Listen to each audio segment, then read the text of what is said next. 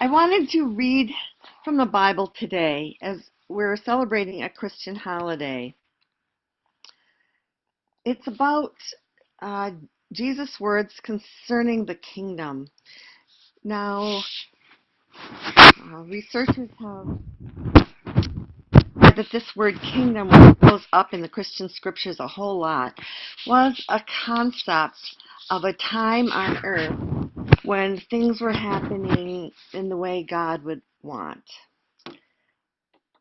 The term has kind of morphed, if you will, into the word kingdom, because kingdom, of course, is male-centered, and kingdom reminds us of the kinship that we all share.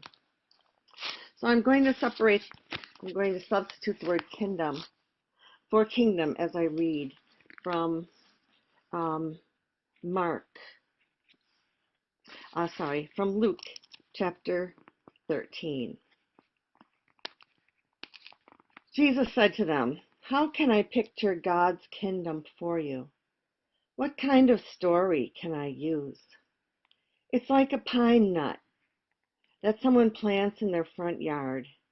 It grows into a huge pine tree with thick branches, and eagles build nests in it." He tried again.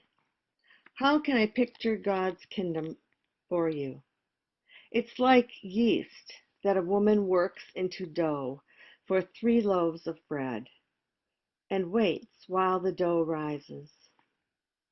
He went on teaching from town to village, village to town, but keeping on a steady course toward Jerusalem.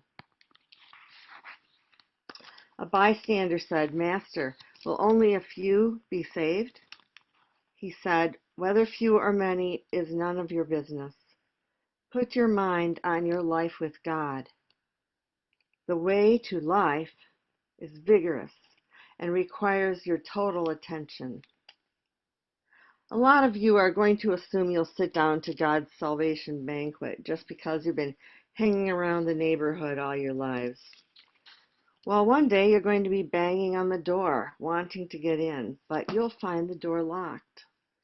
You'll protest, "But we've known you all our lives," only to be interrupted. Your kind of knowing can hardly be called knowing. You don't know the first thing about me.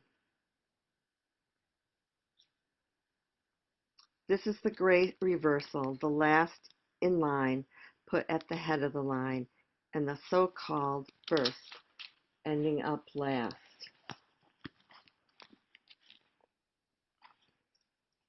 This was taken from the translation of the Bible called The Message by Eugene Peterson.